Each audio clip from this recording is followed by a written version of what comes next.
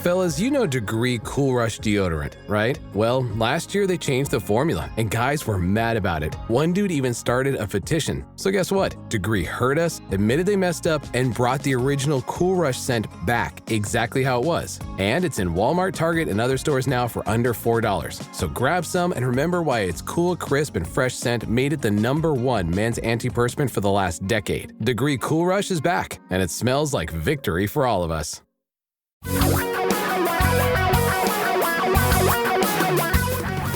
Reality radio for a really great future. We're talking real money. If we were like a lot of folks in the financial media, we'd claim that we were really brilliant after yesterday telling you that cryptocurrency was in trouble because today, Friday, when I'm recording this, well, cryptocurrency isn't behaving particularly well because China just decided to make cryptocurrency illegal. And I have to say, good for them, because finally somebody's getting a little bit of sense somewhere in the world. Surprising it has to be China. But anyway, we're not going into a cryptocurrency episode again today, though. No, instead, we're going to talk a little bit about the stock market, just a little, and then I'm going to take your questions. The reason I'm going to talk about the stock market, oh, and by the way, hi, welcome to Talking Real Money. I'm Don McDonald. Glad you could be here. The reason I'm going to talk about the stock market today is there was a great article in the Washington Post by Michelle Singletary about our desire to try and buy stocks when they're down. It's called buying the dips. And the last opportunity you really had to buy, well, there was a little one last week, early this week, but the last big opportunity you had to buy the dips was back in 2020, right after the pandemic was obviously going to be a problem. And a lot of people did. Some people did. But here is the problem, and she raised this, and we've talked about it on the podcast for years. There is a problem with buying the dips. It makes sense. Buy more when it's down, or when the market has been down, after it has been down. But therein lies part of the problem. You have to be willing to buy in when most others are feeling like getting out. You've got to be optimistic when the majority are pessimistic. And the other problem is, again, this is with our psychology, is how do you know how big a dip is big enough? Is it a 1% dip? Well, she cited some figures in the article that 1% dips, they're pretty darn normal. They happen a lot. They also mentioned, well, maybe it's a 50% dip. Well, 50% dips are really abnormal. So what's the right amount? The problem is if it's a 5% dip or a 10% dip, those happen occasionally. But by the time you get to a 5 or particularly a 10% decline in the U.S. or the global stock markets, you are dealing with a situation that feels bad. I mean, something has really gone wrong. And the problem is when we feel like something has gone wrong, we project that on into the future and assume it is going to continue to be bad, to be wrong. And so we wait. We want to wait until it just feels a little bit better. But the problem is, in a downturn, there are always a few up days along the way. Even when it's plunging, there are a few up days. You going to get in on one of those? What if it goes down further? That's the game we play with ourselves, which is why if you invest like you earn money, you're going to buy low sometimes, you're going to buy high sometimes. And how do you earn money? On a regular basis. You get a paycheck every month or every couple of weeks. So dollar cost average when you have the money. When you have the money. If you have a bunch of money sitting around, remember, it's doing nothing for you. At least if you have it in the market, you have a better than 50-50 chance of making more money than it just sitting in cash. So buying the dip is hard to do, and you're probably not going to do it well. Now, if you have questions for us, we're here all the time answering questions on this podcast and on our radio show that airs live on Saturday afternoons, noon to 2 Pacific time, 3 to 5 Eastern. The number is the same for all of those. That's 855-935-TALK. Or you can send questions in to talkingrealmoney.com two ways. You can either type them, or you can do like this. You can just record it in your own voice. Hello, my name is Devin, and I was listening to your Annuities and Fiduciaries podcast that aired a week or so ago. And you mentioned that investing with insurance companies was where most of these annuities came from. And I was kind of wondering why insurance companies are even in the financial products business anyways. Why would you want to invest with an insurance company? That was all I wanted to know. Thank you. Oh, yours is a great question. I really like that question. Why would anyone want to invest with an insurance company? That is such a good question. And the correct answer is if they had all the information they need to make an informed decision, nobody in their right mind would do it. They just wouldn't. Now, why is the insurance industry in the investment business? Well, the answer to that one is really easy. Why do people do most things that they do? Money. There's a lot of money in selling insurance-based investment vehicles. A lot. Think about this for a minute. There are some indexed annuities and indexed universal life programs out there that pay the agency and the salesperson a total commission of up to 10% of what you invest. That is huge incentive. You give them $1 million, they get $100,000. And the lovely thing for them is that unlike the securities industry, in which full disclosure is required, and yet, even then, is ignored often, in the insurance industry, full disclosure is not required.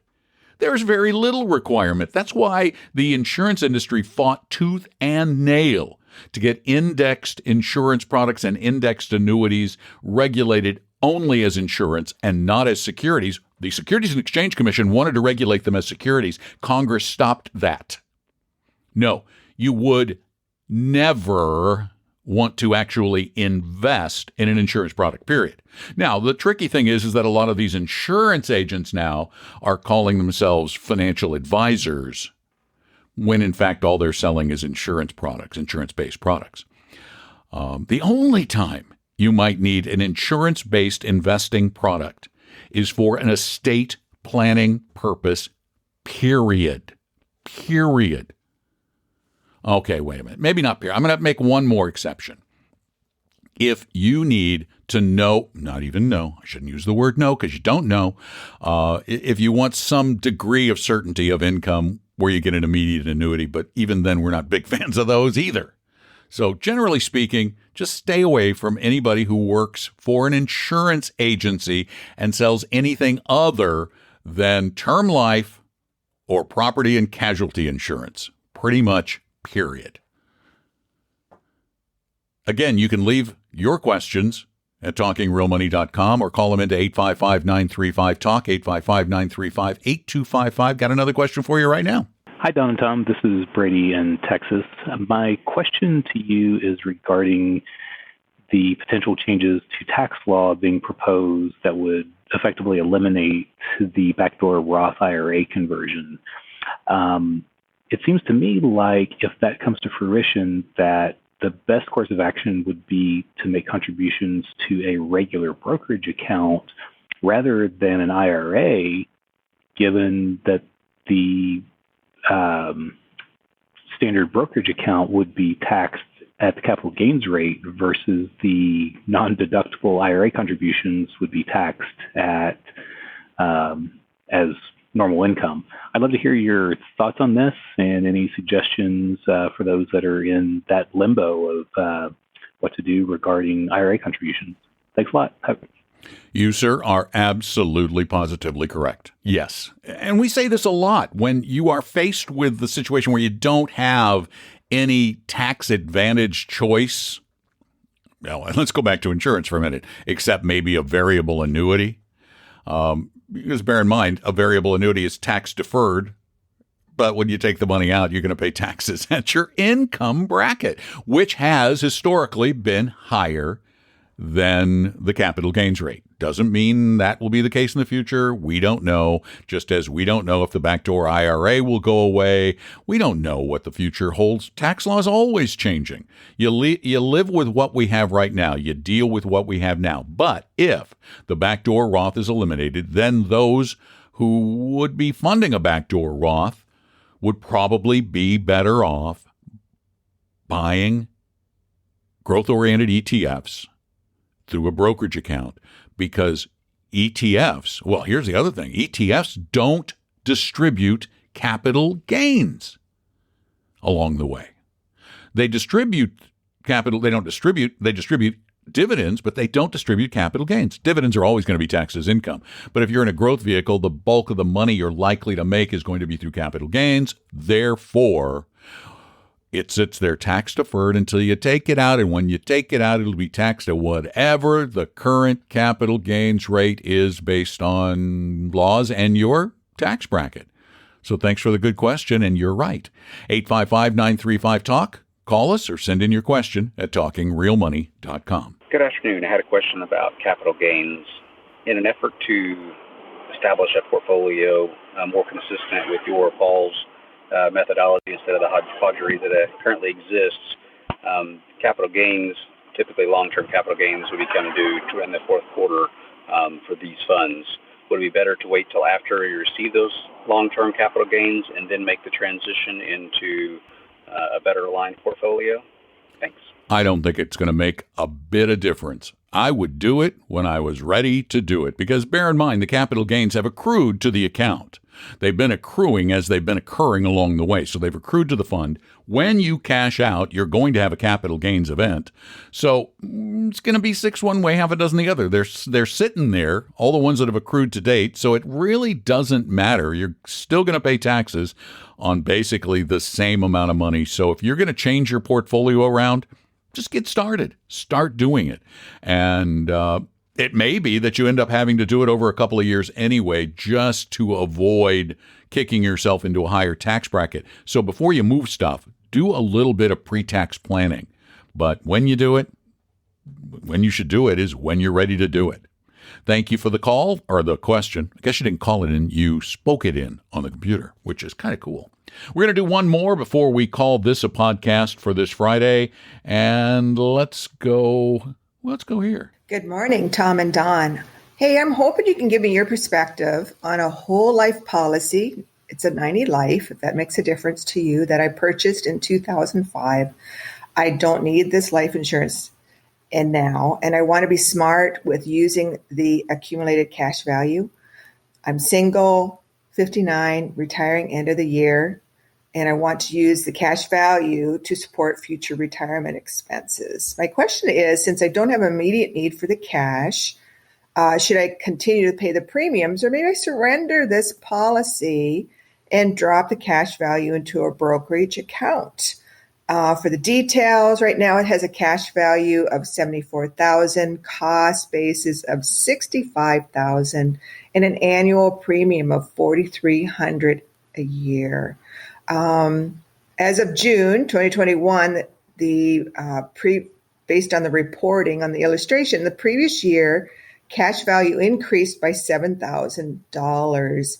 And historically, the year before that, it increased by $6,600. So I'm seeing the cash value grow, and looking past my sunk costs of the previous years, I'm trying to figure out, do I surrender the policy now, or is the return on investment worth keeping? Return on investment of the cash value increasing each year. I don't know how to look at that growth, comparing my premiums to that cash value growth. Again, I don't need this insurance. I just want to make use of a cash value in this policy that I purchased a long time ago. Thank you for any thoughts you can share and your wonderful podcast. This question gets the standard answer. It depends. It depends a lot. It depends on what you would do with it once you took it out. Because right now, your insurance company is roughly paying you about 3.5% on the cash in your account. Because remember, you're paying a premium, which is raising the cash value by the amount of the premium, and then you're making a little bit of money. So you're making about 3.5%. If you were going to invest that in a way that would probably be a little more aggressive, possibly more lucrative, then I would get out and invest it somewhere else. Bear in mind, while this is, I'm sure, a fine policy, and you mentioned the sunk cost. This costs you a lot of money. You don't need the death benefit, and the return, while it sounds decent, you can't count on that. Insurance companies are having a very, very difficult time keeping up with these high returns on these cash value policies. And there's no certainty that that kind of deal will continue because it's hard for them to make more than that on their money without taking outrageous risks. So the answer is really, it depends. Is there a huge benefit to staying in it? No. Could you make more money elsewhere? Yes, by taking risk. Is an insurance policy 100% risk-free? No. Ask a bunch of people in North Carolina who took out annuity policies and found out they couldn't withdraw the money. So there are risks everywhere. If I was wanting to take control, though, and start managing a more diversified portfolio where I might earn 5 or 6% a year, I would probably just get rid of it. You don't need the life insurance, and it's not likely it's ever going to pay any more than that, probably less. So, or the premiums go up or something. I don't know exactly the structure of the policy, but thank you for your question. Thank you for listening. Thank you for your kind comments. Please, if you all get a chance, tell a friend or two or 100. Well, if you run into 100 at a big group, please wear a mask. And tell them to listen to Talking Real Money on their favorite podcast service, or go over and check out our video casts, or vlogs as they call them, on YouTube. And if you have a bigger question, you want somebody to sit down and kind of help you plan a portfolio that's not hodgepodgery, just go to Vestory.com online or call 800-386-3004 to set up a free appointment with an advisor. We'll give you up to about an hour. If you want to be a client, we're going to charge you, but you will not get a high-pressure sales pitch, and you will get honest help. So just go to Vestory.com, Vestory.com, and thanks for being there. I'm Don McDonald, hanging out and talking real money. Talking Real Money. We hope you realize that the information provided on Talking Real Money is for educational and hopefully enjoyable purposes only. Providing personalized financial planning or investing advice takes time, so please consult with a really good fee-only fiduciary investment, tax, or legal advisor. We know a good one. Investing must always involve risk. In other words, you can and probably will lose money at times. Also, as much as you want it, no one can accurately, consistently predict the future. So past performance doesn't tell you a darn thing about what the future will bring. Unlike many other programs that say something similar, Talking Real Money is not trying to get you to buy or sell any financial products or securities. Instead, the program is provided as a public service by Vestory, a fee-only registered investment advisor. Thanks for listening, and please visit TalkingRealMoney.com for more information and disclosures. Are we done now?